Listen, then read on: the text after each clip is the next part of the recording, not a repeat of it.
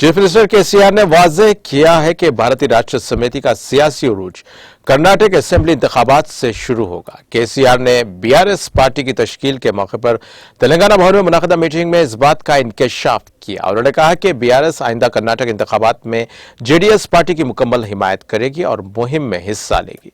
MP और MLAs ने कर्नाटक के इंतखाबात में हिस्सा लिया, जो हमारी रियासत की सरहद पर है, और जेडीएस पार्टी को जीतने और कुमारस्वामी को एक बार फिर वज़ीर आला बनाने का मुतालबा किया। उसके लिए उन्होंने तजवीज़ पेश की कि तेलंगाना में बरक़ी, ज़राअत, आबपाशी, पीने के पानी, तालीम, अद्वियात वगैरह की स्कीम्स के बारे में उन्हें बताएं। फिर वज़ीर आला बनाने का मुतालबा किया गया। इसके लिए उन्होंने तजवीज़ पेश की कि तेलंगाना में बरक़ी, ज़राअत, आबपाशी, पीने के पानी, तालीम, अद्वियात फराहमी से मुतालिक आगाह करें। केसीआर ने कहा कि खुदा के फजल और हमारी इस्तिक़ामत से वो एक बार फिर वज़ीर आला बनेंगे। और वज़ीर आला ने जोर देकर कहा कि बीआरएस का कौमी सियासी उरूज कर्नाटक से ही शुरू होगा।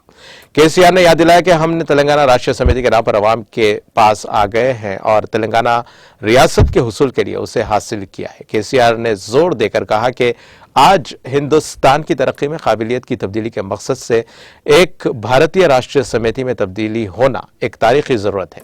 आइए पूरे मुल्क में बीआरएस की रोशनी फैलाएं।